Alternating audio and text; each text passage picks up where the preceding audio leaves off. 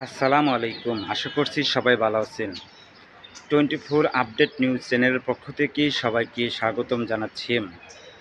বিএনপির চেয়ারপারসন ও উপদেষ্টা মাহবুব উদ্দিন খোকন ও গণসংহতি আন্দোলনের জুনায়েদ সাকিব, খালেদ মহিউদ্দিনের এক টকশো অনুষ্ঠানে তাদের টকশোটা শুনে আসুন।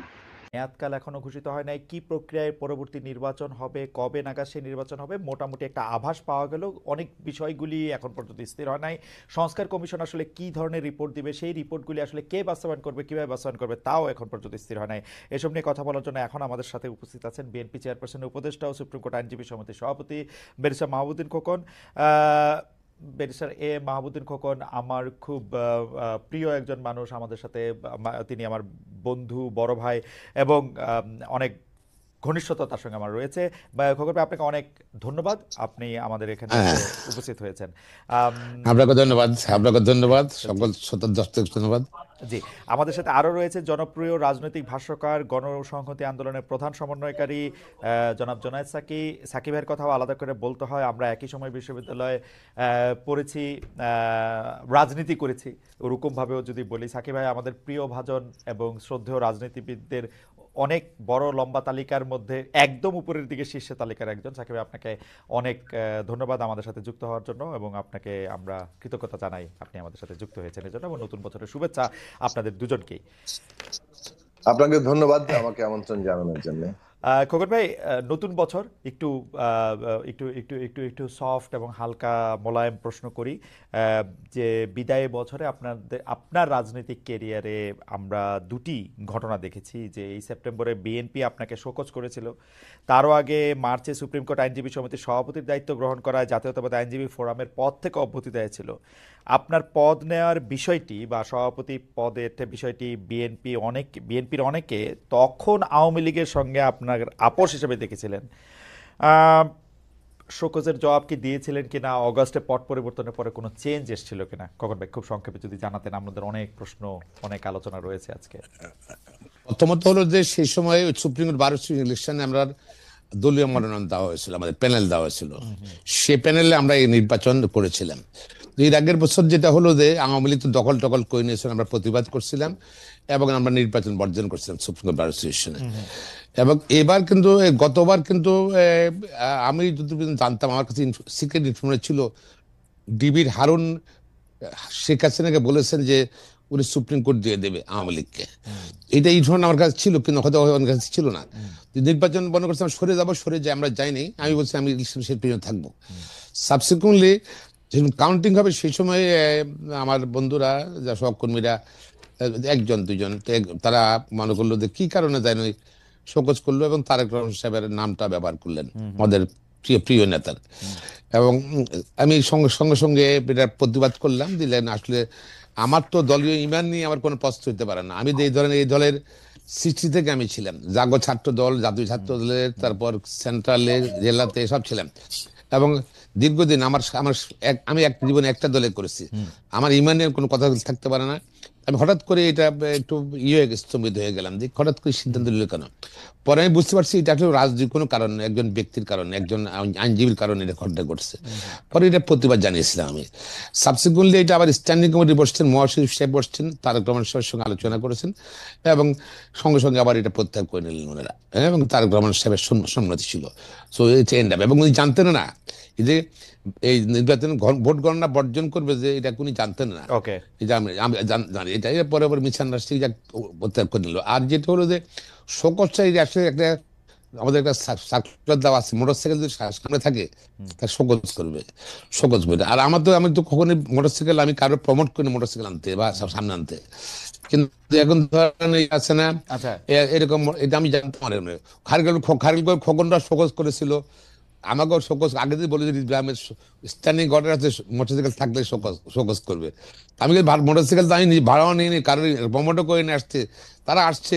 না, তো ঠিক আছে, সেইটা মোটামুটি ঠিক আছে। খোকন ভাই, এই এটা একটু উত্তর দিয়েছি, বললাম এগুলো তো আমার লোক না, এগুলো আচ্ছা বিএনপির লোক। খোকন ভাই, সুপ্রিম কোর্ট বার অ্যাসোসিয়েশনের ইলেকশনটা করার সময় কি আপনার আওয়ামী লীগের সাথে কোনো একটা আপোষ, কোনো একটা আন্ডারহ্যান্ড ডিলিং এগুলি কিছু করতে হয়েছিল? কারণ বাকি সবার প্রতি আওয়ামী লীগের ব্যবহার ছিল একরকম, মাহবুবুদ্দিন খোকনের প্রতি আওয়ামী লীগের ব্যবহার ছিল একরকম। এইটা কি আওয়ামী লীগ আপনাকে এত ভালোবাসলো কেন খোকন ভাই?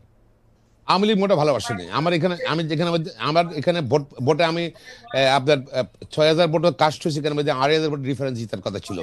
আমি যদি না যেতাম, যদি আমার পুরো ভোটটাই নিয়ে নিত। হ্যাঁ, আচ্ছা আমার 84 ভোটে আমার শিল্পী, আমি গিয়ে আটকালাম আর কি, আটকালাম। আমরা 4 জন যেতেছি, আচ্ছা। আর যারা আটকাছে আর কি। আর আওয়ামী লীগ কখনো ভালোবাসে না, আমি কখনো আওয়ামী লীগ জীবনে করিও নাই। না, তাদের কেউ মধ্যে কোনো ভালোবাসলে দুর্বলতা তো নাই। অসুবিধা নাই, ভালোবাসতেই পারে। না, না, আর মানে আমাকে আপনি না ভোট দেয়, ভালোবাসতে হলো। আমাকে ভোট দেন। আমি তো এবার নতুন ইলেকশন করিনি, আমি সুপ্রিম কোর্ট Right. বার ইলেকশন, এবার দরবার ইলেকশন করছি। রাইট। দরবার ইলেকশন এবার প্রত্যেকবার আমি জিতেছি ইনশাল্লাহ, একবার আমি হারিনি। তো আর ধরেন বার কাউন্সিলে ধরেন সারা বাংলাদেশ 3 বার জিতেছি, 3 বছর করে 9 বছর। তো 19 বছর আমি নির্বাচিত আইনজীবী জগতে। Right. এমপি ছিলাম 5 বছর, Right. 24 বছর নির্বাচিত। Right. তো এখানে তো আমার ভালোবাসা থাকতে পারে, ভোটে যদি দেয়। আমি সেটাও করছি, আমি কিন্তু দেখছি যে আওয়ামী লীগ না, ব্যক্তিগতভাবে হয়তো পছন্দ করে, বা আমার Right. জীবনের সততা আমি সব চেষ্টা করছি, সৎ থাকতে চেষ্টা করছি, সবসময় সততা মেনটেন করি, সবকিছু মিলে আইনজীবীদের ইন্টার দেখেছে, এটা আমি মনে করি। আমি সবসময় ফিল করি আইনজীবীদের ওন করি, এই জন্য হয়তো ভোট দেয় আর কি আমাকে। আপনাকে ধন্যবাদ জনাব মাহমুদুল খোকন। একটি বিষয় আসলে আমরা জনাব জুনায়েদ সাকি আপনার কাছেও প্রশ্ন করতে চাই, যে 5 আগস্ট থেকেই মানে 5 আগস্ট থেকে না, মানে আমি যদি একটু ইয়া থেকে বলি যে নতুন রাজনৈতিক বন্দোবস্ত, এই শব্দ 3টি অন্তত 10 বছর ধরে বা তারও আগের থেকে বারবার আপনার মুখে শুনে আসছি। এই কথাটি বৈষম্য বিরোধী ছাত্র নেতাদের কাছে কি আপনার প্রেসক্রিপশনে গেছে কিনা? আপনার নতুন রাজনৈতিক বন্দোবস্ত আর জুলাই আন্দোলনের সমন্বয়ক মাস্টারমাইন্ডের রাজনৈতিক বন্দোবস্ত কি এক কিনা? অর্থাৎ তাদের কাছে যে অর্থটা বা যে শব্দগুলি আমরা আবার পাশাপাশি বেশি নতুন করে শুনতে পাচ্ছি, রাষ্ট্রের ব্যাপক সংস্কার, 72-এর সংবিধান বাতিল, আওয়ামী লীগ নিষিদ্ধ, একাধিক জাতির জনক, পালনবাদ, এগুলির সাথে আপনারটার মিল অমিল যদি একটু বলেন, বা দুই ধরনেরই জিনিস, খালি শব্দ। সাকিব ভাই যদি একটু বলতেন আর কি। এমনকি সমন্বয়ক, মানে ধন্যবাদ। বাংলাদেশের রাজনীতিতে সমন্বয়কও আসলে সাকিব ভাইরে দিয়েই শুরু হয়েছে। খোকন ভাই নিশ্চয়ই খেয়াল করবেন যে সাকিব ভাইকে আমরা আসলে সমন্বয়ক হিসেবে প্রথম সমন্বয়ক, Right. মানে সমন্বয়কদের Right. কি বলবো আমরা? দলীয় প্রধান সমন্বয়ক। জি জি সাকিব ভাই।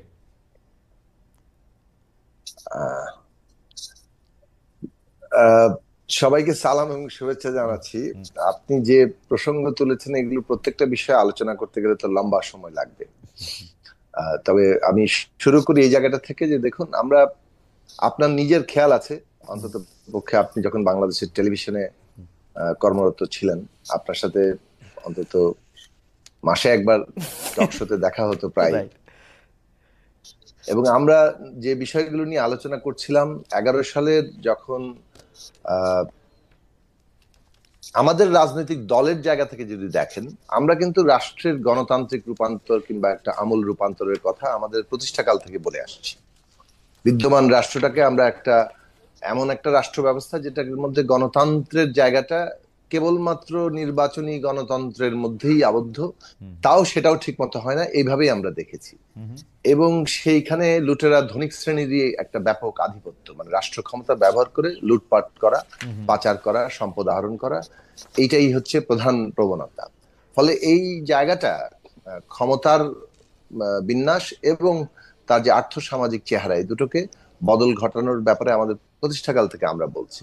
কিন্তু সেটা আমাদের দলের আকার ইত্যাদি সবকিছু মিলিয়ে ওটা প্রধান রাজনৈতিক বক্তব্য হয়ে ওঠেনি তখন। 2011 সালে এসে এটা একটা ক্রাইসিসে যখন পড়লো, 1996 সালে, তখন তত্ত্বাবধায়ক ব্যবস্থা এনে এই রাষ্ট্র সমাধান করতে চাইলো। তারপরে সেই তত্ত্বাবধায়ক ব্যবস্থাও কিন্তু 2001 সালে বিতর্কের মধ্য দিয়ে একভাবে বৈতরণী পার হলো। 96তেও কিছুটা বিতর্ক হয়েছিল। 2006 সালে এসে এই বিতর্ক এমন অবস্থায় দাঁড়ালো যে রাজনৈতিক সংঘাতের রূপ নিল, মানে, এবং সেটার পরিণতিতে একটা 1/11 সরকার আসলো। এই ক্ষেত্রে আমাদের বিশ্লেষণ, আমাদের দলের জায়গা থেকে যদি দেখেন, আমরা বারবার বলেছি যে বিদ্যমান রাষ্ট্র ব্যবস্থা, তার ক্ষমতা কাঠামো এমন ভাবে স্বৈরতান্ত্রিক, সেটা বদল না ঘটালে তত্ত্বাবধায়ক ব্যবস্থা আপনি এটাকে সমাধান করবে না, বরং তত্ত্বাবধায়ক ব্যবস্থাকেই এই ব্যবস্থাটা গিলে ফেলবে। সেটাই ঘটলো 2006-07 সালে। এবং সেটার পরে অভিজ্ঞতা থেকে এই দেশের মানে শাসকরা, বিশেষত আওয়ামী লীগ ক্ষমতায় এসে তারা যে এখান থেকে ভালো পথের দিকে যাবে সেটা না করে উল্টো তত্ত্বাবধায়ক ব্যবস্থাও বাতিল করে দিলে, পুরনো পথটাকেই, পুরনো রাষ্ট্রটাকে আরো এক কেন্দ্রিক করলো, যেটা 2011 সালে এই পঞ্চদশ সংশোধনীর মধ্য দিয়ে লক্ষণটা খুব পরিষ্কার। এইটা 2014-তে এসে যখন এই ধরনের একটা নির্বাচন হলো, যেখানে 153 জন বিনা প্রতিদ্বন্দ্বিতায় নির্বাচিত হয়ে যাচ্ছে, তখন বোঝা গেল যে এটা একটা ফ্যাসিস্ট দিকে যাচ্ছে, এটা পরিপূর্ণ একটা ফ্যাসিস্ট শাসনের দিকে রাষ্ট্রটাকে ওইভাবে তৈরি করার জন্য তারা অগ্রসর হচ্ছে। এবং যেভাবে দেশকে বিভাজিত করা হচ্ছিল, মুক্তিযুদ্ধের পক্ষ বিপক্ষ, বাঙালি বনাম মুসলমান, মুক্তিযুদ্ধ বনাম ইসলাম, সব এই বিভাজনগুলো থেকে স্পষ্ট হয়ে যাচ্ছে যে তারা ওই ধরনের একটা শাসন করছে এবং সেই শাসনটাকে মুক্তিযুদ্ধের চেতনা দিয়ে জায়েজ করতে চাইছে। 18 নির্বাচনে এসে যেটা অসম্ভব ছিল, কিন্তু তারপরেও রাজনৈতিক দলগুলো একটা চেষ্টার মতো করেছিল যে আচ্ছা এই ব্যবস্থার অধীনে কোনো নির্বাচন করে কোনোভাবে ভেতর থেকে ধাক্কা দিয়ে কোনো পরিবর্তনের সুযোগ সম্ভাবনা আছে কিনা। আওয়ামী লীগ একেবারেই পুরো জিনিসটা স্রেফ নিজেদের একটা মানে এইটাকে জায়েজ করার জন্য এটা ডাকলো, কিন্তু দেখিয়ে দিল যে কিভাবে তারা পুরো রাষ্ট্রটাকে ব্যবহার করে সবাইকে ডেকে নিয়ে এসে এরকম মধ্যরাতের ভোট ডাকাতিকেও একটা নির্বাচন বলে চালিয়ে দিতে পারে। তো সেটার পরে এটা আমরা পরিষ্কার করে বলেছি, আমরা বলছিলাম বাংলাদেশের নতুন একটি সামাজিক চুক্তি, রাজনৈতিক চুক্তি লাগবে, নতুন একটি জাতীয় সনদ তৈরি করা দরকার। এই কথা 15 সাল থেকে আমরা বলছি, 18 সালে বলেছি, নির্বাচনের আগে বলেছি। ডক্টর কামাল হোসেন আহুত সাকিব ভাই একটু এই পাশে চলে আসেন সাকিব ভাই। হ্যাঁ জি, হ্যাঁ, জাতীয় ঐক্যের ওই সমাবেশেও বলেছি। তারপর 18-র পরে এইটা প্রায় নিশ্চিত হলো যে এই ব্যবস্থার অধীনে আরেকটি নির্বাচন সম্ভব হবে না, ফলে আমাদের রাষ্ট্র ব্যবস্থার সংস্কার করতে হবে। এটা কেবল আমাদের কথাই না, বিএনপির মতো বড় রাজনৈতিক দলও কিন্তু এই জায়গায় আসলো এবং নিজেদের দিক থেকে 27 দফা মেরামতের কর্মসূচি, রাষ্ট্র মেরামতের কর্মসূচি দিল। তার মানে এটা সব রূপান্তর, মেরামত, সংস্কার, এই আলোচনাগুলো আরো বিভিন্ন দল, আমাদের রাষ্ট্র সংস্কার আন্দোলন, আমাদের মঞ্চের অন্যান্য দল সবাই মধ্যে এভাবে বলছিলেন, একটা জায়গায় এসে দাঁড়িয়েছে। আমরা বলছিলাম যে বিদ্যমান ব্যবস্থাটা ফ্যাসিস্ট বন্দোবস্তে পৌঁছেছে, একটা নতুন রাজনৈতিক গণতান্ত্রিক বন্দোবস্ত লাগবে। এখন এইটাই বাংলাদেশের সংগ্রামের চৈতন্য, কিন্তু গত 15 বছর ধরে এবং তারও আগে থেকে সংগ্রামের যে ধীরে ধীরে দানা বেঁধেছে এবং এটা সঞ্চিত হয়েছে জনমানুষের মধ্যে চৈতন্যে, যে আমাদের বিদ্যমান ব্যবস্থাটার বদল লাগবে এবং এই বন্দোবস্তটা আসলে ফ্যাসিস্ট বন্দোবস্তে একটা গণতান্ত্রিক বন্দোবস্তে যেতে হবে। সে কারণে বন্দোবস্ত শব্দটি হয়তো এটা ছাত্রদের মধ্যে গ্রহণযোগ্য হয়েছে, এটা আমার চালান করা কোনো বিষয় না, এটা রাজনীতিতে সামনে এসেছিল, সেই কারণে ছাত্র সমাজ এটাকে গ্রহণ করেছে। আমি মনে করি ছাত্র সমাজ সঠিকভাবে এই জায়গা থেকে গ্রহণ করেছে যে আসলে পরিবর্তনটা কোন জায়গায় করতে হবে। আমাদের বিদ্যমান মানে একটা নতুন রাজনৈতিক বন্দোবস্ত অর্থাৎ মানেই হচ্ছে ক্ষমতার যে মানে বিন্যাসটা আছে, ক্ষমতার যে কাঠামোটা আছে, এইটা বদল, মানে ক্ষমতা ব্যবস্থাটা বাংলাদেশে কিভাবে চলবে, ওকে, এইটা বাংলাদেশে পরিবর্তনটা ঘটাতে হবে। এবং এইটাই বাংলাদেশের কেন্দ্রীয় রাজনৈতিক প্রশ্ন শুরু থেকে থেকেছে, 72 সাল থেকে এখন পর্যন্ত আছে। কারণ 72 সালে এই ক্ষমতা কাঠামোটা, এই ফ্যাসিস্ট বন্দোবস্ত কিংবা স্বৈরাচারী বন্দোবস্তটা সাংবিধানিক ভাবে তৈরি হয়েছিল, সেটাকে ব্যবহার করেই নানাভাবে এদিক ওদিক করতে করতে করতে এটাকে এই 2024 সালের 5ই আগস্ট পর্যন্ত যে ফ্যাসিস্ট জায়গা আমরা দেখেছি, এই পরিণতিতে নিয়ে আসা হয়েছে। সাকিব ভাই, একটা সরল প্রশ্ন, যে গত 53 বছরে এই যে রাজনৈতিক চর্চাটা আমরা দেখেছি, আমরা যদি বলি যে আমরা নতুন রাজনৈতিক বন্দোবস্ত চাই, এই সরকার বা ডক্টর ইউনূস দায়িত্ব নেওয়ার পরে অবশ্যই তিনি একটি বিশেষ অবস্থায় দায়িত্ব নিয়েছেন, তার উপদেষ্টা মণ্ডলী এসেছে, সরকার সেভাবে পরিচালিত হচ্ছে। আপনি সেই নতুন রাজনৈতিক বন্দোবস্তের যে স্বরূপটা, সেইটা আপনি যেরকম চেয়েছিলেন সেরকমই আপনি দেখতে পাচ্ছেন কিনা, আমাদের যদি খুব সংক্ষেপে বলেন, কারণ আমাদের অনেকগুলি বিষয় আলোচনা করতে হবে। মানে আপনি দেখতে পাচ্ছেন কিনা, বলি যে দেখুন ফাউন্ডেশনটা হয়েছে কিনা? এখন পর্যন্ত এটা কোনো ফাউন্ডেশন হয়নি। মানে একটা অন্তর্বর্তী সরকার দায়িত্ব নিয়েছে মাত্র, তারা রাষ্ট্র পরিচালনা করছেন, দৈনন্দিন কাজ করছেন, সেটা ক্ষেত্রেই অনেক ক্ষেত্রে খাবি খেতে হচ্ছে, কারণ রাষ্ট্র প্রতিষ্ঠানগুলো ভেঙে পড়েছিল, সেইটাকে পুনর্গঠন করার কাজ, সেই কাজে তাদের অনেক দুর্বলতার কথা আমরা চিহ্নিত করছি, এটা একদিক। অন্যদিকে তাদের আরেকটা গুরুত্বপূর্ণ দায়িত্ব হচ্ছে রাজনৈতিক উত্তরণ ঘটানো, মানে পলিটিক্যাল ট্রানজিশন যাকে বলে, এই যে নতুন বন্দোবস্তের দিকে যাওয়া, সেটার জন্য আমাদেরই বলতে পারেন, এটাও আমরা আমাদের প্রথম সাক্ষাতেই অন্তর্বর্তী সরকারকে প্রস্তাব করেছিলাম যে আপনারা এই অনেকগুলো বিষয়ে কতগুলো কমিশন গঠন করেন, যে কমিশন গঠন করার মধ্যে দিয়ে তারা একটা সংস্কার প্রস্তাব হাজির করবে, সেটার ভিত্তিতে আলোচনা হবে, ফ্যাসিলিটেট করার সুবিধা হবে, সমস্ত পক্ষের মতামতগুলোকে গ্রন্থিত করা, তার মধ্যে ন্যূনতম ঐক্যের জায়গাটা কোথায়। কিন্তু শুরু থেকে আমরা একটা কথা বলছিলাম, যখনই সরকার গঠিত হয়ে গেছে, যেহেতু অভ্যুত্থানটা কোনো একক নেতৃত্বে ঘটেনি, ফলে এই অভ্যুত্থানের ছাত্ররা অগ্রণী ভূমিকা নিয়েছে, রাজনৈতিক দলগুলো ছাত্রদের আন্দোলনের সমর্থন দিয়ে সর্বাত্মকভাবে যুক্ত হয়েছে, কিন্তু যতক্ষণ না পর্যন্ত ছাত্র এক দফায় এসছে, রাজনৈতিক দলগুলো এটার নেতৃত্ব নিতে কখনো যায়নি। কারণ হচ্ছে যে আপনার খেয়াল আছে আওয়ামী লীগ কিভাবে প্রচার করছিল যে এইটাতে রাজনৈতিক দল ঢুকে পড়ছে। আমি জাস্ট একটা লাইন বলি, সেটা হচ্ছে যে এই যে সর্বাত্মক অংশগ্রহণের মধ্য দিয়ে যে পক্ষগুলো তৈরি হচ্ছে, আমরা মনে করি যে রাজনৈতিক উত্তরণের ক্ষেত্রে কনসেনসাস কিংবা ন্যূনতম জাতীয় ঐক্যমত্যই হচ্ছে সবচেয়ে ভালো পন্থা এই উত্তরণটা ঘটানোর জন্য।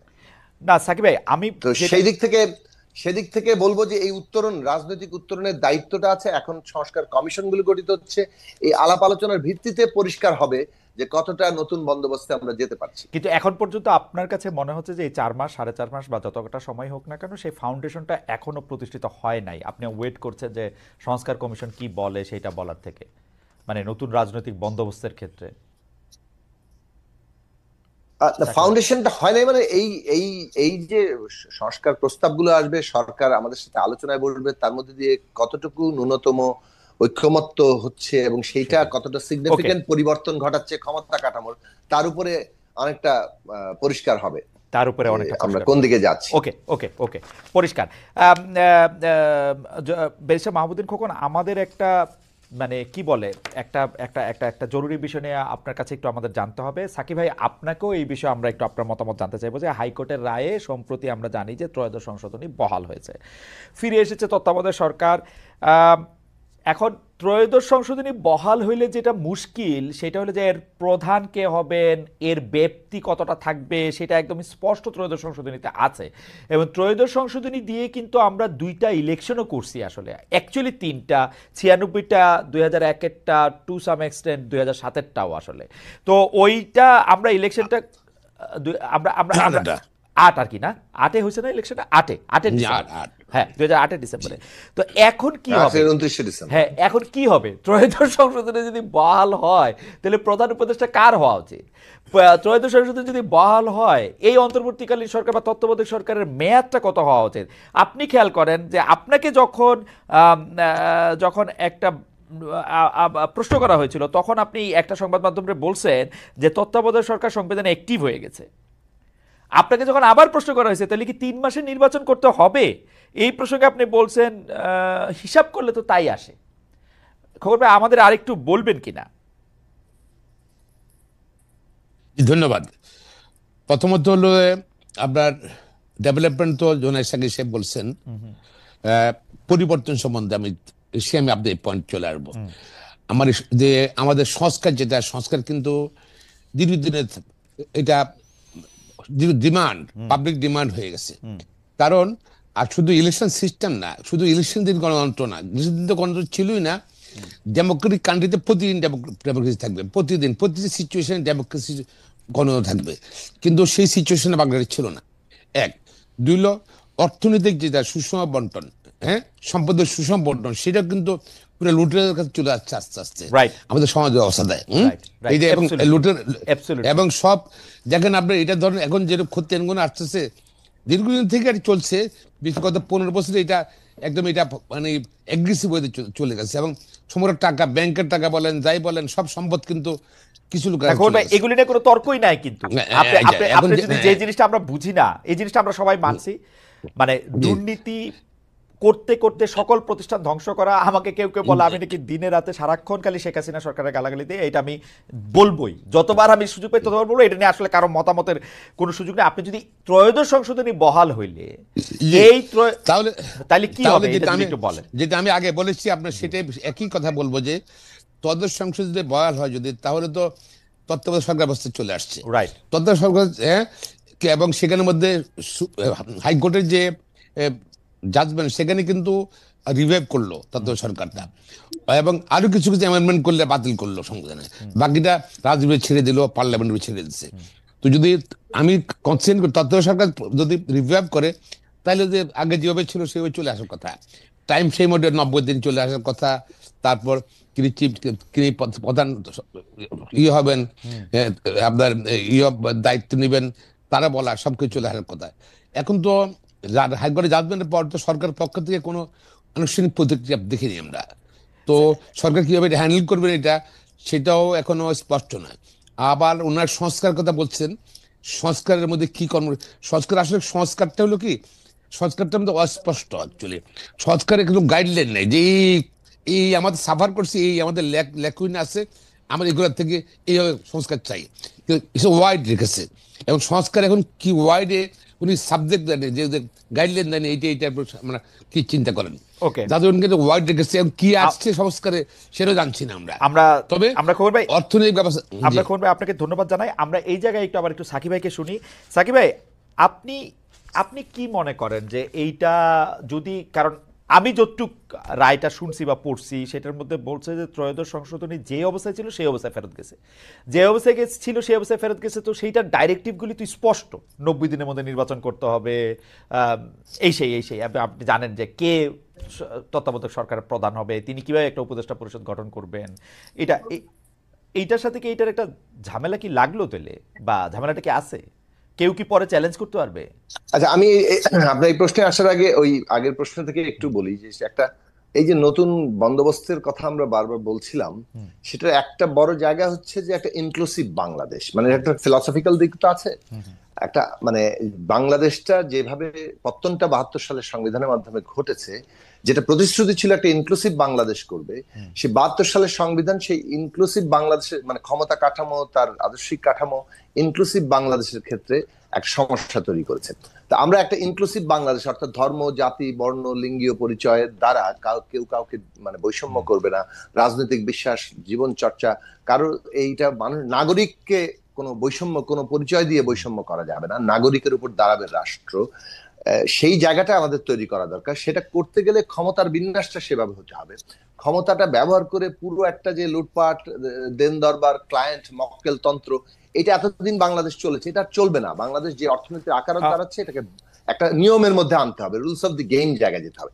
সেইটার একটা গুরুত্বপূর্ণ পার্ট হচ্ছে ইলেকশন। এখন বাংলাদেশের ইলেকশনের অভিজ্ঞতা থেকে যেটা দেখা যাচ্ছে যে ইনস্টিটিউশন গুলো দাঁড়ালে তত্ত্বাবধায়কের দরকার হয় না, কিন্তু ইনস্টিটিউশন যখন দাঁড়ায় নাই, তখন আমরা তত্ত্বাবধায়ক এনে আমাদেরকে আপাতত এখানে একটা রুলস অফ দি গেম এর মধ্যে একটা জায়গা তৈরি করতে হচ্ছে, একটা মিনিমাম। সেই জন্য আমরা বলেছি যে যেহেতু আমরা একটা বড় ধরনের সংস্কার কিংবা রূপান্তরের ঘটনা ঘটাতে চাচ্ছি, তাহলে সেইটা ঘটালেন, কিন্তু আইনও তৈরি করলেন, কিছু প্রতিষ্ঠানের নাম দেওয়া হলো, রাতারাতি সে কিন্তু ওই শক্তি অর্জন করে না, এটা সময়ের ব্যাপার লাগে। ফলে তত্ত্বাবধায়ক ব্যবস্থার হয়তো বাংলাদেশে আরো 3 থেকে 5টি নির্বাচন প্রয়োজন আছে, এটা আমাদের দলের দিক থেকে প্রস্তাব ছিল।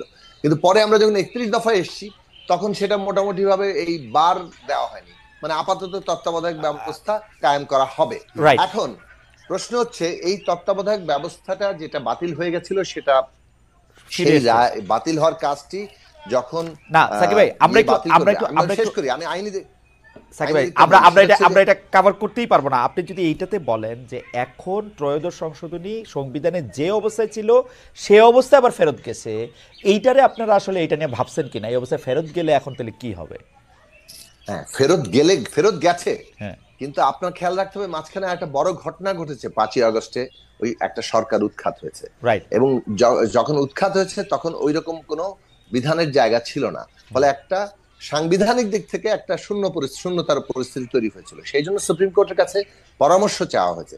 সুপ্রিম কোর্ট ডক্ট্রিন অফ নেসেসিটির চিন্তা থেকেই এই সরকারের অন্তর্বর্তী সরকার হিসেবে তার একটা গঠন করা যেতে পারে সেই বঙ্গে রায় দিয়েছে, তার ভিত্তিতে একটা সরকার আছে।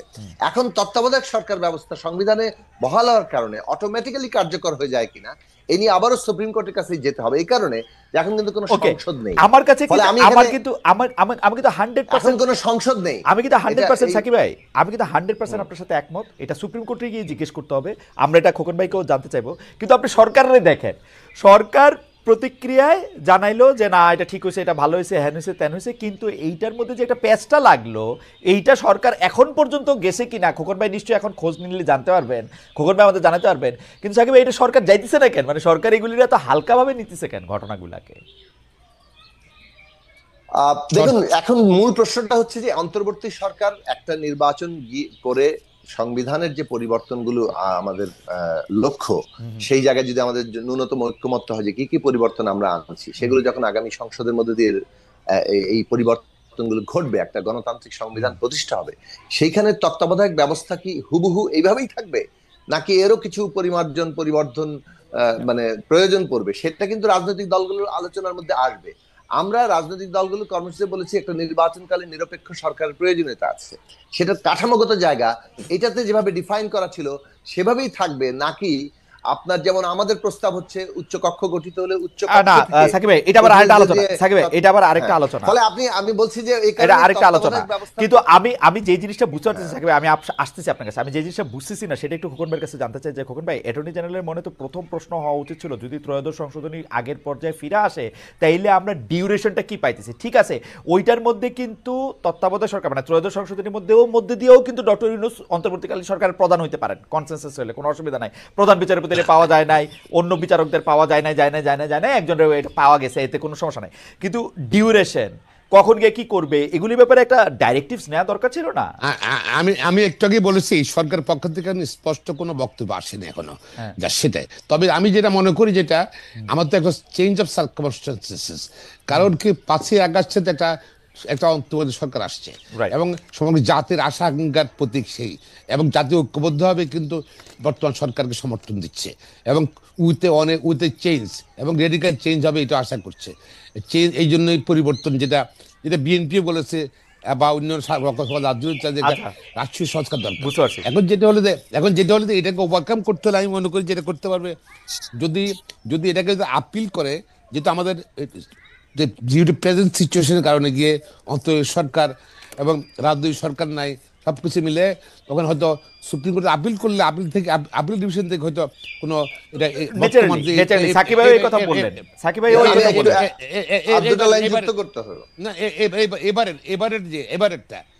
এবারকার নির্বাচনটার ব্যাপারে সুপ্রিম কোর্ট থেকে হয়তো কোনো আমাকে দুটো লাইন যুক্ত করতে দেন। হ্যাঁ, একদম দুটো লাইনই প্লিজ সাকিব ভাই, আমাদের অনেক প্রশ্ন সাকিব ভাই। হ্যাঁ বলেন। মানে 5ই আগস্টের অভ্যুত্থানের মধ্য দিয়ে বাংলাদেশে যে বিশেষ বাস্তবতা তৈরি হয়েছে, তাতে এই জনগণের যে অভিপ্রায়, মানে জনগণের যে রায়, সেটা কিন্তু অভ্যুত্থানকারী সকল শক্তির মধ্য দিয়ে এই অন্তর্বর্তী সরকারের উপরে সমর্থন এবং আস্থায় গিয়েছে। ফলে এইটা মানে এইটা রাজনৈতিক দিক থেকে যদি আমি বলি, দ্যাট ইট প্রিভেইলস, মানে এটাই মানে এটাকে কি বলে, এটাই বহাল থাকে, এটারই শক্তি, রাজনৈতিক সম্মতি বেশি জনগণের জায়গা থেকে। না সেটা আইন কিন্তু জনগণ, সুপ্রিম কোর্ট যখন বিচার করবে মানে অর্থাৎ এই বিষয়গুলো নিয়ে চিন্তা করবে, তখন নিশ্চয়ই এই যে জনগণের অভিপ্রায় এবং তার যে মানে সেটা ডেফিনেটলি সেটা রাখবেন হয়তো, এবং তারা এটা নিশ্চয়ই বিবেচনা করবেন। আমরা জনগণের মানে ব্যাপারটা সেটা হচ্ছে যে এইটা অ্যাটর্নি জেনারেল এবং সরকারের পক্ষ থেকে এটা প্লেস করা দরকার ছিল কিনা, যে এটার ব্যাপারে একটা ডাইরেক্টিভ নেওয়ার ক্ষেত্রে, সেটাই প্রশ্ন। সুপ্রিম কোর্ট কি করবেন, বিচারকরা কি রায় দিবেন, সংবিধানের মধ্যে যখন এটা আইসা পড়ে তখন এটা আসলে নানাভাবে এটা জানতে চাই। যাই হোক, আমরা একটু মুভ ফরওয়ার্ড করি, একটু অ্যাড করি। হয়তো এখনো সার্টিফিকেট পায়নি, হয়তো ফুল যাবে না, হয়তো আসে, এর মতো আসেনি, আসলে হয়তো সরকার করতে পারে। খোকন ভাই, আপনি আইনের মানে সর্বোচ্চ আদালতের আইনের অঙ্গনে প্র্যাকটিস করেন মনে হয় এখন 40 বছরের কাছাকাছি চলে গেছে, রাইট? আমিও যাই হোক মানে 4th দশকে পড়ছি আমি। এইরকম জনগুরুত্বপূর্ণ ঘটনায় সরকার কোনোদিন সার্টিফাইড কপির জন্য ওয়েট করে না, তারা কেভিয়ারটা দেয়, তারা সেইখানে গিয়ে বলে আমাদের এটা নিয়ে কথা আছে, আমাদের এটা জানতে হবে, বিকজ আমরা এটা জানতে চাই ডাইরেক্টিভটার ক্ষেত্রে। এটা সার্টিফাইড কপির জন্য এটা নেভার, মানে আমি ওয়েট করতে দেখি নাই, আপনি নিশ্চয়ই আরো দেখছেন। না একটু ডিফারেন্স আছে। আমরা যদি আজকে আওয়ামী লীগ সরকার থাকতো, হাইকোর্ট যখন রায় দিলে তখন তারা অ্যাডেন্টিয়াম অর্ডার চাইতো, স্টে চাইতো। এখন যেহেতু সরকার মনে করতেছে যে এই অর্ডারটা তাদের মন মতই হয়েছে বা তাদের পক্ষেই গেছে, কোনো চেঞ্জ করা দরকার নাই। না আপিল করতে হলে সার্টিফিকেট কপি লাগবে, দাদা সেটা তো সার্টিফাইড কপির জন্য লাগবে, কিন্তু এই অর্ডারটার আচ্ছা যাই হোক। হাউএভার আমি একটু মুভ ফরওয়ার্ড করি। আমরা দর্শকদের কাছে জানতে চেয়েছিলাম যে বাংলাদেশে বর্তমান রাজনৈতিক সংকটের একমাত্র সমাধান হতে পারে গ্রহণযোগ্য জাতীয় নির্বাচন আয়োজন। বিএনপি মহাসচিব মির্জা ফখরুল ইসলাম আলমগীরের এই বক্তব্য এমন মন্তব্য সমর্থন করেন কিনা? শতকরা 38% সমর্থন করেছেন, শতকরা 62% সমর্থন করেন নাই, 90,000 দর্শক ভোট দিয়েছেন। এইবারও সাকিব ভাই আমরা কিন্তু মানে অনেকগুলি বিষয় নিয়ে আসি, কিন্তু মানে একটা বিষয় নিয়ে আসলে অনেক লম্বা সময় আমি ব্যয় করে ফেলতেছি। তো সেই জন্য আমি একটু একটু একটু একটু আপনাদের সাহায্য চাই একটু যদি ইয়াতে বলা হয়। সেটা হচ্ছে জুলাই বিপ্লবের ঘোষণাপত্র। এখন বলা হলো যে বৈষম্য বিরোধী ছাত্র সমন্বয়ক এবং জাতীয় নাগরিক শক্তি এটা ঘোষণা করবে। সরকার বললো এটার সঙ্গে তাদের কোনো সম্পর্ক নাই। তারপর আবার সরকার বললো এটা তারাই ঘোষণা করবে, বললো এটা ডেটও দিলে, এবং সব অংশীজনের সাথে কথা বলে এটা জানা গেল। আমরা জানতে পারলাম যে সেই ঘোষণাপত্রে আসলে কি থাকবে সেইটা আপনাদের সবাইকে জানানো হয়েছে বা আপনাদেরকে দেওয়া হয়েছে। এইটার ক্ষেত্রে আপনাদের মন্তব্য সেটাতে সংযুক্ত করা হবে। সাকিব ভাই আপনার মন্তব্য প্রথমে শুনতে চাই খোকন ভাইরও, কিন্তু আপনার মন্তব্য শোনার পরে সাকিব ভাই আমি আপনাকে একদমই ইন্টারফেয়ার করতেছি না, আপনি 2 মিনিট বলেন এটা নিয়ে। জুলাইয়ের গণ অভ্যুত্থানের একটা ঘোষণা থাকতে পারে, এটা হচ্ছে আমার পয়েন্ট ব্ল্যাঙ্ক। সেই ঘোষণা প্রোক্লামেশন কিনা সেটা আরেকটা জটিল প্রশ্ন, কেননা প্রোক্লামেশনের ব্যাপার একটা আইনগত পরিবর্তন এবং একটা নতুন ব্যবস্থাপত্তনের সাথে সম্পর্কিত। সো যেটা আমরা সাধারণত আমাদের স্বাধীনতার ঘোষণাপত্র হিসেবে বলি, তখন সেটা একটা রাষ্ট্রপত্তনের ঘোষণা দেওয়া হয়েছে, তার মধ্যে দিয়ে ওইটাই সংবিধান হিসেবে তখন কার্যকর হয়। আর এখন যে জুলাইয়ের ঘোষণা হচ্ছে সেটা সংবিধানের মধ্যে সন্নিবেশিত হবে কিনা সেটা কিন্তু একটা চলমান আলোচনার মধ্য দিয়ে সেটাকে দিতে হবে। ফলে জুলাইয়ের ঘোষণা হিসেবে এখন যেটুকু আসতে পারে সেটা হচ্ছে আমরা জুলাইয়ের যে আকাঙ্ক্ষা, জনগণের আকাঙ্ক্ষা এবং এই জুলাইয়ের অভ্যুত্থানের তার যে রাজনীতি এবং তার যে দিক নির্দেশনা সেইটা সন্নিবেশিত করা, এবং এই কাজটা করতে হবে অভ্যুত্থানের সকল অংশীদারদের একটা ঐক্যমত্যের ভিত্তিতেই। এখন ছাত্ররা যখন একটা ঘোষণা বলেন, প্রোক্লামেশন বলেন, যেটাই করতে যেছে সেটা কিন্তু একটা তাদের মতামত, ছাত্ররা যা এই বিষয়ে বলছে সেই বিষয়টা তারা প্রস্তাব আকারে যে কোনো প্রস্তাবই তারা তুলতে পারে। সেটা এখন সকল অংশীজনের মধ্যে আলোচনার প্রক্রিয়া দিয়ে যাবে যে এই ঘোষণায় কি কি থাকবে। তারপরে ওই ঘোষণাপত্রে ছাত্ররা সংবিধানের সাথে যুক্ত হতে গেলে অথবা সংবিধানে যুক্ত হওয়াটা আমরা আলাদা রাখি, সংবিধান তো একটা বই। ছাত্রদের এই ঘোষণাপত্রে কি কি থাকছে সেটা কি আপনাদের কাছে পাঠানো হয়েছে বিবেচনার জন্য? আপনি ডিসক্লোজ না করলেন, পাঠানো হয়েছে কিনা সেটা জানতে চাচ্ছি, বা ডিসক্লোজ করতেও পারেন আপনারা। আপনার ছাত্ররা যখন এটা মানে ঘোষণা দিল তখন তাদের বক্তব্য তো পাবলিকলি চলে আসলো, মানে যে কি তাদের কোনো একটা ঘোষণাপত্র ড্রাফট করে কি পাঠানো হয়েছে কিনা? হ্যাঁ, সেই ঘোষণাপত্র ড্রাফট করে তো সোশ্যাল মিডিয়াতেই চলে এসেছে। আপনার কাছে পাঠানো হয়েছে কিনা সোশ্যাল মিডিয়াটা? হ্যাঁ, আমরা পেয়েছি, আমরা সেখানে জি জি জি আমরা আপনার মতামত জানতে চেয়েছে। জি, মানে সেই মতামতের সময় সীমা আমরা যেটা বলেছি যে 2 দিন সময়ের মধ্যে আপনার এই ঘোষণাপত্র নিয়ে একটা সকলের মধ্যে ঐক্যমত তৈরি করাটা আসলে বাস্তবতা সম্ভব না। ফলে আমাদের মতামত ছিল আপনারা যদি এটা ঘোষণা করেন, আপনাদের অর্থাৎ বৈষম্য বিরোধী ছাত্র আন্দোলন জুলাই অভ্যুত্থানকে যেভাবে দেখে সেইটা ঘোষণা সেটা আপনারা করতে পারেন। পরে এটাকে ওপেন প্রস্তাব হিসেবে রাখতে পারেন সকলের আলোচনার জন্য। তো এখন যেহেতু সরকার দায়িত্ব নিয়েছে ওই পর্বটা শেষ হয়ে গেছে। ওকে, সরকার দায়িত্ব নিয়েও তো সরকার আপনাদেরকেই হয়তো জানতে চাইবে, তখন হয়তো আপনাদেরকে আপনার মতামত দেওয়ার একটা জায়গা তৈরি হবে, সেটা নিশ্চয়ই আমরা কালক্রমে জানতে পারবো। আমরা খোকন ভাইয়ের কাছে জানতে চাই যে খোকন ভাই, জুলাই আগস্টের ঘোষণাপত্র নিয়ে বিএনপি অনেক সন্দেহ করেছে, বিএনপির অনেক বেশি করে মনে হয়েছে যে বিএনপির মধ্যে দ্বিধা করার জন্য, বিএনপিকে আলাদা করার জন্য এটা করা হয়েছে। আপনি এটাকে আসলে কিভাবে দেখেন?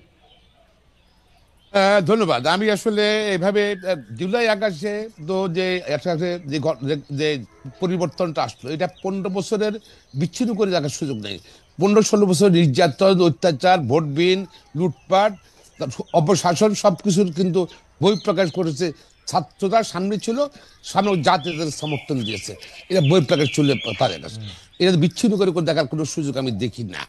এখন যেটা হলো যে অবশ্যই যেহেতু স্বাভাবিকভাবে যদি সরকার পরিবর্তন হয় তাহলে তো সংবিধানে বলে আছে অস্বাভাবিক পরিবর্তন হলে একটা ঘোষণা আসতেই পারে, তবে সেটা সংবিধান সংযুক্ত হবে কিনা এটা তাহলে তো হবে কিনা সেটা একটা প্রশ্ন আছে। যখন দেশে মার্শাল্লাহ আসতো কিন্তু প্রক্লেমেশনটা মার্শাল্লাহ আসে, তাই বলে কি সংবিধান ঢুকবে নাকি? আর এখানে ধর বা মানে যেটা হলো যে 72 সংবিধানের যেটা সেটার মধ্যে অনেক ভুল থাকতে পারে, অনেক কারেকশন দরকার হতে পারে, সে ডিফারেন্ট থিংস। কিন্তু আপনি ধরেন ঘোষণা থাকা উচিত আমি মনে করি। তবে যদি এখানের মধ্যে যে ব্যাপারটা হলো আন্দোলন সবাই মিলে করেছে, নির্যাতন শিকার হয়েছে, খুন গুম সবই হয়েছে, এবং প্রতিবাদ কিন্তু 15 বছর থেকে চলছে। এখন যদি এখন খাবার দাবার যদি কেউ যদি ছাত্ররা একা দিয়ে দিলে দিতে পারে, তারা অবশ্যই দিতে পারে, তবে কিন্তু আমার মনে হয় একা দিয়ে দিলে ভুল বোঝার সৃষ্টি হবে। আন্দোলনের শক্তি করে মানে আপনার কাছে কি মনে হয় না, আপনার কাছে কি মনে হয় না আন্দোলনটা ছাত্রদের নেতৃত্বে হয়েছে বলেই, ছাত্ররা বা ছাত্রদের পাশে যারা আগে সবসময় ছিল তারা ছিল বলেই তারা আপনাদেরকেও ডাকতেছে? আপনারা যদি এই আন্দোলনের নেতৃত্ব দিয়ে সফল হতেন, আপনারা তো কাউরে ডাকতেন না।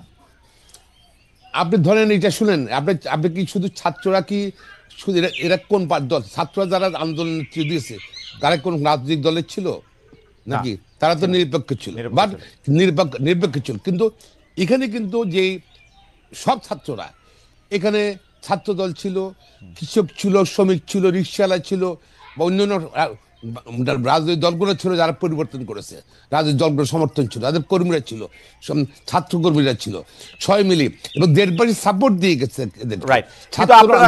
কিন্তু আপনারা দেখেন, আমি আপনাদের যে মানে মানে মানে দলের জ্যেষ্ঠ যুগ্ম মহাসচিব জনাব রুহুল কবির রিজভী, আপনি দেখবেন যে তিনি বলতেছেন আমরা হাসিনা আমলে দেখেছি চাপাতি লীগ, হেলমেট লীগ, বন্দুক লীগ, আবার জনগণ এটাও জানে খুর লীগ, পায়ের রক কাটা পার্টি।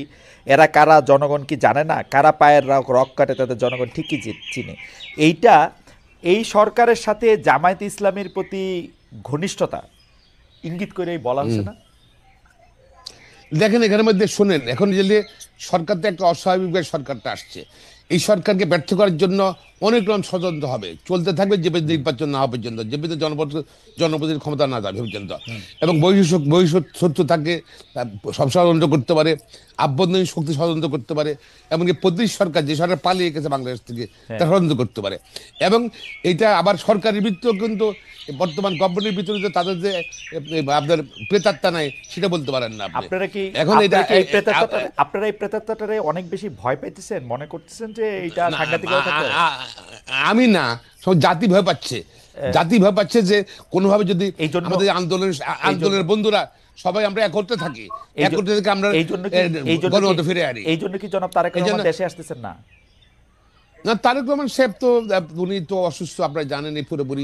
প্লাস হলো যে ওনার মা এখন খুবই খারাপ অবস্থা, অসুস্থ ম্যাডাম আবার চেয়ারপারসন খালেদা জিয়ার, উনি যাবেন হয়তো সুবিধা মতন চিন্তা, তখন উনি আসবেন, সেটা কোনো সমস্যা না। সমস্যা হলো যেটা আমরা ভয় পাচ্ছি, যেটা সবাই জাতি ভয় পাচ্ছে, জাতীয় ঐক্য যদি কোনোভাবে বিনষ্ট হয়, যদি জাতীয় ঐক্য তো বিএনপি সবচেয়ে বেশি বিনষ্ট করতেছে এখন নির্বাচনের জন্য। আচ্ছা, আমি বলছি, আপনি ধরেন বিনষ্ট হলে কিন্তু তাহলে প্রেতাত্মারা বা পালিয়ে যাওয়া সরকার কিন্তু সফল হইতে পারে। আর বাংলাদেশ এই মুহূর্তে এই সরকার ব্যর্থ হলে বাংলাদেশ ব্যর্থ হয়ে যাবে, আবার ব্যর্থ, এবং এটাকে রিকভার করতে অনেক সময় লাগবে। এখন তাই মানে এটা নয় যে চিরদিন, আমরা দীর্ঘদিন থেকে এটা অনেক সরকার অধীনে দেশ থাকবে, কারণ গণতন্ত্রের জন্য যুদ্ধ করেছি আমরা, নাকি? এই জন্য যত তাড়াতাড়ি সংস্কার শেষ করে জনপ্রতিনিধির কাছে ক্ষমতা হস্তান্তর করলে ক্ষমতা ডিসেন্ট্রালাইজ হয়ে যাবে। এখন তো কেন্দ্রীভূত ক্ষমতা, এই জন্য বিএনপি চাচ্ছে যে তাড়াতাড়ি, বা অন্য অনেক রাজনৈতিক দল চাচ্ছে, জনগণ চাচ্ছে। একদম খোকন খুব সুন্দরভাবে বলছেন। আমি একটু সাকিবের কাছে আসতে চাই যে সাকিব ভাই, আপনি ভয়েস অফ আমেরিকা বাংলাকে এক সাক্ষাৎকারে বলছেন যে নির্বাচন ও সংস্কার পরস্পর বিরোধী ব্যাপার না, এগুলি একটা আরেকটার পরিপূরক। মানুষ যেমন রাষ্ট্র ব্যবস্থার বদল চায়, আবার একইভাবে নির্বাচনের মধ্যে দিয়ে গণতান্ত্রিক অবস্থায় প্রবেশও করতে চায়। পাশাপাশি আমরা প্রশ্ন করতে চাই তাহলে এই পাশাপাশি দুইটা জিনিস যেটা আসলে পরস্পর বিরোধী না, তারা কেমনে পরস্পর বিরোধী হয়ে দাঁড়াইলো? এর জন্য আপনি অন্তর্বর্তীকালীন সরকার, বৈষম্য বিরোধী ছাত্রদের এবং বিএনপির মতো বড় দলের অবস্থান, কার কিরকম অবস্থান আপনি এখন দেখেন? হ্যাঁ, কিছুটা পরস্পর বিরোধিতার একটা রূপ নিচ্ছে সময়, এবং রাজনৈতিক প্রতিপক্ষতা একটা শুরু হয়েছে, একে অপরের সাথে নানা ধরনের রাজনৈতিক যে একটা পার্থক্য, দ্বন্দ্ব তৈরি হয়, সেটাও তৈরি হয়েছে। তবে সেটা নির্বাচনকে কেন্দ্র করে কিছুটা হবেও, মানে নির্বাচন তো সবাই একপক্ষ হয়ে যাবে না। কিন্তু আমরা যে কথাটা বলেছি যে রাজনৈতিক একটা ঐক্য কিংবা জাতীয় ঐক্য আমাদের দরকার, কি অর্থে? সেটা হচ্ছে যে আমরা তো বাংলাদেশে একটা নতুন রাজনৈতিক ব্যবস্থা তৈরি করতে চাচ্ছি, যেখানে সবাই নিজেকে অংশীদার মনে করতে পারবে, যাকে বলে রুলস অফ দি গেম। আরো সহজে বললে যে রুলস অফ দি গেমটা তৈরি করা দরকার, একটা রাজনৈতিক কিভাবে চলবে এই দেশে সেইটা নিয়মটা তৈরি এটা করা দরকার। জনপ্রতিনিধিরা পারবে না, মনে করেন বিএনপি ক্ষমতায় আসলো, বিএনপি এটা পারবে না এটা আনতে। না না মানে পারবে না, কি পারবে না কেন বলছেন? ফাইনাল পারতেই হবে, পারতে হবে না, পারতেই হবে, না পারলে আবার তাহলে আর কেমনে আগাবে? এটা কি সারা জীবন বিএনপি এটা পারবে? না না খোর ভাই, পারলে আমি বিএনপি সেটাই বলি, পারবে। খোর ভাই, আমি সাকিব ভাইয়ের যেটা জানতে চাইতেছি যে আপনারা যে সংস্কারটা চাইতেছেন সেটা ইউনূস সরকারের কাছে কেন চাইতেছেন না, না, সেটা আমি শেষ নির্বাচিত করি, সরকারের আমি কাছে শেষ কেন করি। চাচ্ছেন না? আমি নির্বাচিত সরকারের কাছে কেন চাইবো না? নির্বাচিত তো আমরা হতে চাচ্ছি বলে তো আমরা নির্বাচিত সরকারের কাছে চাইবো না। আমি যে কথাটা বলছি যে আমরা এই যে রুলস অফ দি গেমটা তৈরি করার জন্য আমাদেরকে ঐক্যবদ্ধ থাকতে হবে, এটা হচ্ছে ঐক্যের জায়গা। আর সেইখানে তার মানে সব আদর্শ সব একাকার হয়ে যাবে, সবার কর্মসূচি এক হয়ে যাবে তা তো না, ফলে পরস্পরের প্রতিযোগিতা প্রতিদ্বন্দ্বিতাও থাকবে। এখন এই যে থিন লাইনটা, যে একটা রাজনৈতিক ট্রানজিশনের ঐতিহাসিক মুহূর্তে জাতীয় ঐক্য বজায় রাখা, আবার পরস্পরের মতাদর্শিক রাজনৈতিক কর্মসূচিগত যে পার্থক্য আছে সেটাও বহাল রাখা, এই দুটো জিনিসকে একসাথে চালিয়ে নিয়ে যাওয়ার যে মানে চর্চা, সেটা নানান ক্ষেত্রে ব্যাহত হচ্ছে, এবং সেই ব্যাহত হওয়ার মধ্য দিয়ে এখানে পরিস্থিতি কিছুটা উত্তেজনার দিকে যাচ্ছে। তবে আমি আপনার প্রশ্ন উত্তর দিলাম তো, একদম উত্তর দিচ্ছেন। এই জায়গাটার মধ্যে থেকে আমি শুধু বলি যে আমরা যে অনেক সময় বলি এই বিপ্লবটা শুধু আরেকটা নির্বাচনের জন্য হয় নাই, এই কিন্তু বিপ্লবটা তো নির্বাচনের জন্যও হয়েছে আসলে, মানে শেখ হাসিনাকে ক্ষমতা থেকে সরানোর জন্য হয়েছে। এখন ক্ষমতা থেকে যেহেতু নির্বাচন দিতে ছিল না, নির্বাচনটাকে ম্যানিপুলেট করতেছিল, মানুষ ভোট দিতে পারে না, সেই জন্য তো তাকে আউট করা হয়েছে। এখন আইসা কেন এইটা বলা হইতেছে যে আমরা আগে সংস্কার করব পরে নির্বাচন দিব, কারণটা কি? মানে এই বক্তব্য যারা দিচ্ছে সেটা উত্তর তারা দিবে। আমি বলছি যে আমরা নির্বাচনকে আমরা যে কথাটা বলছি, আপনি খেয়াল করবেন 19 সাল থেকে যে আর একটি সুষ্ঠু নির্বাচনে এই ব্যবস্থার জন্য সম্ভব হবে না, ফলে নির্বাচন করতে গেলেও আমাদেরকে অনেকগুলো সংস্কারের মধ্যে যেতে হবে।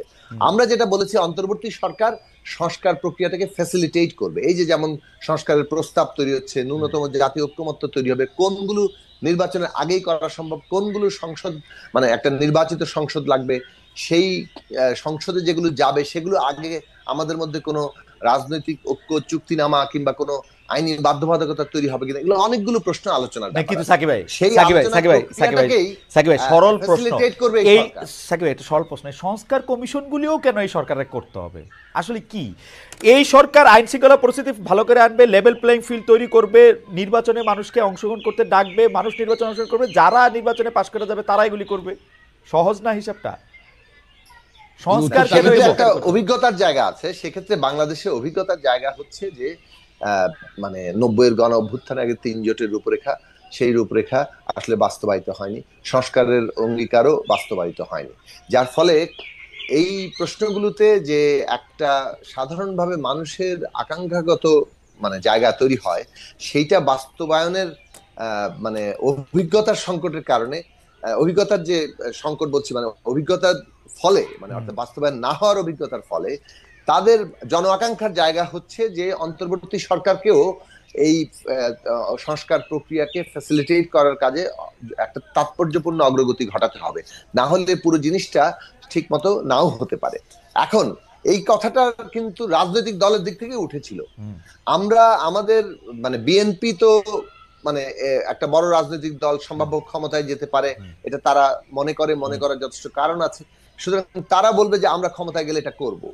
কিন্তু যদি বলেন যে বাংলাদেশে 7 জানুয়ারির আগে আমরা যখন রাজনৈতিক সংগ্রাম করছিলাম, আমরা নিজেরা ঐক্যবদ্ধভাবে 31 দফা করেছি, কিন্তু আমরা 31 দফা করার পরও আমরা বলেছি কিন্তু যে অন্তর্বর্তী সরকার ফ্যাসিলিটেট করবে এই সংস্কারের প্রশ্নগুলোকে, কারণ অন্তর্বর্তী সরকারকেও এখানে একটা ভূমিকা নিতে হবে।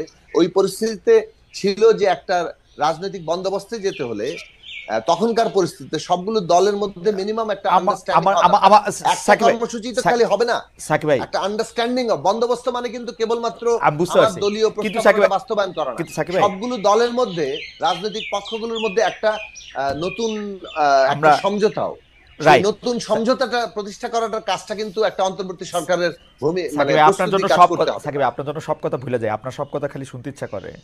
যেমন আপনি অভিজ্ঞতার কথা বললেন, আপনি অভিজ্ঞতার বললেন যে রাজনৈতিক দলগুলো আসলে সংস্কার করে না, এটা ঠিকই আছে। আমরা সবাই মাঠে ছিলাম, 3 দলীয় জোটের রূপরেখা আমরা সাংঘাতিকভাবে মুখ থুবড়ে পড়তে দেখছি, মানে এটা কোনোদিন আলোর মুখ দেখে না, এটা যেমন সত্য। কিন্তু যতবার বাংলাদেশে অনির্বাচিত সরকার আসছে, সেটা তত্ত্বাবধায়ক সরকারের ফরম্যাটে 3 সপ্তাহের রূপে আসুক, 3 মাসের জন্যই আসুক বা 2 বছরের জন্য আসুক, আমরা কিন্তু তাদের কাছ থেকে আমাদের কোনো প্রত্যাশা আমাদের পূরণ হয় নাই। শেষ পর্যন্ত আমাদের কাছে মানে জনপ্রতিনিধির কাছেই আমাদের যাইতে হইতে আমরা চাইছি, কারণ জনপ্রতিনিধিরা আমাদের কথা শোনে। এইটা আমাদের পরস্পর বিরোধী হয়ে যেতেছে কিনা সেইটা আমরা সাকিব ভাই আপনার কাছে আমরা একটা পরামর্শ খোকন ভাইয়ের কাছ থেকে আমরা 1 মিনিট খোকন ভাইয়ের কাছে যাওয়ার আগে আমি এইটাই বলে দিই। প্রথমত 20 সেকেন্ড আমি মনে করি 20 সেকেন্ড বলে আগেকার তত্ত্বাবধায়ক সরকার কিংবা 2007-8 এর যে একটা 111 সরকার, এগুলো যে কোনো সরকারের চাইতে এই বর্তমান সরকারের একটা গুরুত্বপূর্ণ পার্থক্য হচ্ছে এটা একটা জনগণের গণ অভ্যুত্থানের উপরে দাঁড়িয়ে এবং গণ অভ্যুত্থানকারী সকল শক্তির সমর্থনে গঠিত হয়েছে। ফলে এইটা আমি গণতান্ত্রিক প্রক্রিয়ারই একটি অংশ সরকার মনে করি, আমাদের সমর্থিত সরকারই মনে করি। তাহলে এই সরকারের কোন কাজগুলো আমাদের জন্য সে করবে প্রস্তুতিমূলক, সেইটার বিশ্বাস আপনার আছে, কোন কাজগুলো রাজনৈতিক দল এসে সম্পন্ন করবে। আপনি একটু জায়গা দেন খোকন ভাইয়ের কথা কইতে, রাইট, আপনি একটু জায়গা দেন খোকন ভাইয়ের একটু কথা কইতে জায়গা দেন, তাইলে মানে আপনার বিশ্বাস আছে, না আমাকে ভুল বোঝার সুযোগ থাকতে পারে। খোকন ভাই বলেন। হ্যাঁ শুনুন, আমি যেটা শুন, রাজনৈতিক দল তো রাজনৈতিক নিজস্ব আদর্শ আছে, নিজস্ব কর্মসূচি আছে। তারপরেও যেহেতু এটা এই সরকারটা আসছে অনেক ত্যাগের বিনিময়ে আসছে, 15 বছরের সংগ্রাম আন্দোলন, ছাত্রদের, শ্রমিকদের, কৃষকদের, রিক্সাওয়ালা সবাই 1,500-2,000 আত্মহত্যা দিয়েছে। সুতরাং সবার ঐক্যবদ্ধ সরকার, অন্তর্বর্তী সরকার, এখান থেকে আশা করছে মানুষ দলীয় সরকার আগে অন্তর্বর্তী সরকার কি সংস্কার কর্মসূচি তারা দেখছো এবং সেটা গাইডলাইন দিয়ে দেখ এবং জাতীয় ঐক্যমত সৃষ্টি করে রাজনৈতিক দলের মধ্যে সোদের দল রাজনৈতিক দল ক্ষমতা আসতো না। কিন্তু খোকন ভাই, রাজনৈতিক দলের কাছে আমরা এই আশা কেমনে করব? রাজনৈতিক দল, প্রথম কথা আমাদের অভিজ্ঞতায় নাই যে রাজনৈতিক দল অর্থাৎ বিএনপি এটা করবে, আমাদের অভিজ্ঞতা নাই। 90-এর আন্দোলনের পরে বিএনপি যখন ক্ষমতা আসছে বিএনপি এটা করে নাই, বরং যা কিছু 3 দলীয় জোটের রূপরেখায় আমাদের আশা ছিল, বিএনপি ঠিক তার উল্টা কাজগুলি করছে। দেখেন, আপনি বলেন, আপনি শোনেন, বাংলাদেশে পার্লামেন্ট ফরম গভর্নমেন্ট সংসদীয় গণতন্ত্র ছিল, বিএনপি আনছে, কিন্তু যেই লোকগুলিকে আসলে যেই লোকগুলিকে করতে পারতেন আপনি করেন, আপনি বাট আনছে বিএনপি আনছে, নাই না উপায় ছিল না তো ভাই, এটা বিএনপি আছে কোন কেন? বিএনপি কে যেগুলিকে বলা হয়েছে যে ভাই আপনি স্বৈরাচারের সাথে, আপনি এই যে রাজাকারের সাথে, স্বৈরাচারের সাথে আপনি সম্পর্ক করবেন না, আপনি লুটেরাদেরকে ক্ষমতায় আনবেন না, আপনি রাজনীতিকে কলুষিত করবেন না, আপনি খাতা বই দেখা থেকে এগুলি করছেন ভাই। আপনি দেখেন তো 91-96 থেকে আপনারা যারা বিএনপি, ঠিক আছে, যেটা আপনি সেটা ব্যাকগ্রাউন্ড থাকতে পারি, I am on the face of it, BNP ক্ষমতায় আসছে। এখন যেটা হলো যে সংস্কারটা আমরা চাই, জাতি চাই, দেশে একটা চলতে পারে না, লুটপাটের রাজনীতি চলতে পারে না। সুতরাং আমাদের বিএনপিও জনাব তারেক রহমান সাহেব কর্মসূচি অনেক আগে দিয়েছে, এই সরকার আসার আগে দিয়েছে, এবং আমরা চাই সংস্কার, তবে ঐক্যমত চাই, জাতীয় ঐক্যমত চাই সংস্কারের ব্যাপারে। এটা রাজনৈতিক দলের একটা কমিটমেন্ট থাকবে। আপনাদের জাতীয় ঐক্যমত তো যে কমিউনিস্ট শাসনের মতো, মানে সভাপতির সিদ্ধান্ত সবাই মিলে একসাথে, যেটা এই সিচুয়েশন দ্বারা আসছে বাংলাদেশের ঐক্যমত তো বিএনপি যেটা বলে সেটা মেনে নেওয়া না কেয়ারটেকার সরকারের সময় যে ছিল আসছে, যেভাবে আসছে কিন্তু ভিন্ন ধরনের, that was the conspiracy of Awami League. তারা নিজেরা আন্দোলন করলো 96 কেয়ারটেকার গভর্নমেন্ট, আবার শোনেন ক্ষমতার জন্য আন্দোলন করেছিল। কিন্তু 2007 আওয়ামী লীগের কনস্পিরেসি হইলে 2007 আওয়ামী লীগের কনস্পিরেসি 24-এরটা কারো না কারো কনস্পিরেসি তো নাকি আপনাদের মতে? শেষ করি আপনি তো অন্যদিকে নিয়ে যান কথা।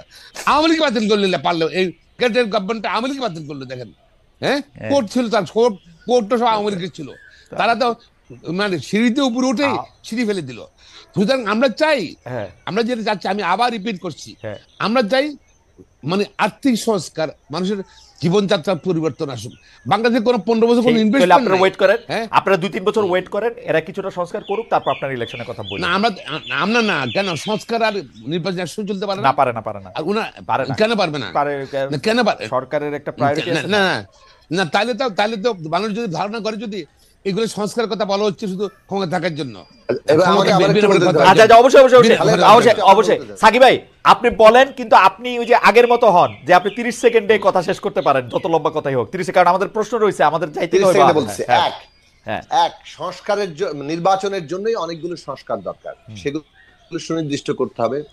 আবার সংস্কারের জন্য নির্বাচন দরকার, যেমন ধরেন সংবিধান সংস্কার, সেইটা তো আপনাকে মানে একটা যে কোনো মনের ভাবেই হোক আপনাকে একটা পার্লামেন্টে গিয়ে সেটা শেষ পর্যন্ত মানে সেটাকে ফাইনালাইজ করতে হবে। ওকে, তো এখন দুটো জিনিস আমি বললাম, ফলে নির্বাচনের জন্য যেমন সংস্কার লাগবে এই কথাটা আমরা বলেছি, আবার সংস্কারের জন্য নির্বাচন লাগবে, আবার সংস্কারের জন্য নির্বাচন লাগবে, কারণ আলটিমেটলি আমরা চাই আগামী নির্বাচনটা হোক সংস্কার সভার নির্বাচন, ওকে, সংস্কার পরিষদের নির্বাচন, ওকে, যাতে করে আমরা সংবিধান সহ সমস্ত রাষ্ট্র সংস্কারের জন্য প্রয়োজনীয় লেজিটিমেসি অর্জন করি। ফ্যান্টাস্টিক। ফার্স্ট আমরা আপনি দেখেন এই বিষয়ে সেনাপ্রধান কি বলছে। তো সেনাপ্রধান জেনারেল ওয়াকারুজ্জামান একটা সাক্ষাৎকারে বলছে যে এই যে প্রশাসন, পুলিশ, বিচার ব্যবস্থা সহ রাষ্ট্রের নানা ব্যবস্থা ভেঙে গেছে, এটা ঠিক করার জন্য রাজনৈতিক দল ও সরকার লাগবে, রাজনীতিবিদদের এগিয়ে আসতে হবে, রাজনীতি ছাড়াও রাজনৈতিক সরকার ছাড়া এটা সম্ভব না। এটা সেনাপ্রধানও বলতেছে। আমি দুইটা পার্ট একসঙ্গে পড়তে চাই। আরেকটা পার্ট হচ্ছে যে কিছুদিন আগে জামায়াত ইসলামের আমি শফিকুর রহমান সাহেব বলছেন যে বাংলাদেশে দুইটা মাত্র পরীক্ষিত দেশপ্রেমিক আছে, একটা হচ্ছে জামায়াত ইসলামী আর একটা হচ্ছে সেনাবাহিনী। আপনি এই দুইটা পার্ট একসাথে একটু সাকিব ভাই একটু পড়বেন কিনা, আমাদেরকে একটু বলবেন কিনা, আপনার পড়া শেষ হইলে আমি একটু প্রথমত মানে আমাদের বাংলাদেশের মানে সেনাবাহিনী প্রধান যে কথা বলেছেন এটা সাধারণভাবে একটা সত্য, যে যেহেতু বর্তমান সরকারের আকার ছোট, তাদের মানে রাজনৈতিক দল যেভাবে পুরো একটা সরকার ব্যবস্থা চালাতে পারে, তার দল থাকে, তার ওই জায়গাটা, সেটা এই সরকারের দিক থেকে আছে অতটুকুই যখন রাজনৈতিক দলগুলো তার সমর্থনে আছে।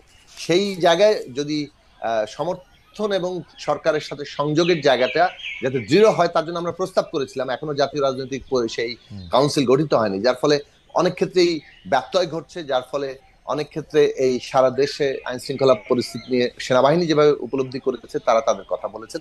সাধারণভাবে আমি এই কথার মধ্যে বড় আকারে কোনো দ্বিমত দেখি না। আমি মনে করি প্রয়োজনীয় সময় সংস্কারের সময় নিয়ে একটা নির্বাচনের যে আলোচনা সরকার ইতিমধ্যে প্রস্তাব করেছে, এই জায়গায় আমরা ঐক্যমত তৈরি করে যেতে পারি। আমি আসি বরং জামাত ইসলামীর বক্তব্যে। আমি প্রথমত মনে করি যে এই বক্তব্য জামাত, যে কোনো দল নিজেকে শ্রেষ্ঠ দল, সাচ্চা দেশপ্রেমিক অনেক কিছু দাবি করতে পারে। জামাত যদি নিজেকে সেটা দাবি করতো সেটা নিয়ে আমরা হয়তো আলোচনা করার কোনো প্রয়োজন দেখতাম না। কিন্তু জামাত যখন সেনাবাহিনীর সাথে মিলিয়ে এটা করেছে, যে সেনাবাহিনী 1971 সালে মুক্তিযুদ্ধের মধ্যে দিয়ে গড়ে উঠেছে, সেই সেনাবাহিনীর বিরুদ্ধেই তখন জামাত ইসলামী অবস্থান নিয়েছে পাকিস্তান সেনাবাহিনীর বিরুদ্ধে। এবং আপনি 6 সেপ্টেম্বর একটা বক্তব্য দেখবেন যে সেই সময় তারা বলেছিল যে পাক সেনাবাহিনী এবং জামাত ইসলামী হচ্ছে সেই একমাত্র দেশপ্রেমিক, গোলাম আজম সাহেব বলেছিলেন, এবং বাকিরা সব গাদ্দার, কাফের ইত্যাদি ইত্যাদি। এখন আপনি পাক সেনাবাহিনীর পক্ষ নিয়ে যখন বাংলাদেশের মুক্তি যুদ্ধের মধ্য দিয়ে যে বাংলাদেশ সেনাবাহিনী গড়ে উঠছে তার বিরুদ্ধে অবস্থান কেবল সশস্ত্রভাবে সমর্থন করেছেন, সেই দল এখন যদি বাংলাদেশ সেনাবাহিনীকে মিলিয়ে বলে যে আমরাই একমাত্র দেশপ্রেমিক, এটা মানে আপত্তিজনক, বিপজ্জনক বক্তব্য মনে করি।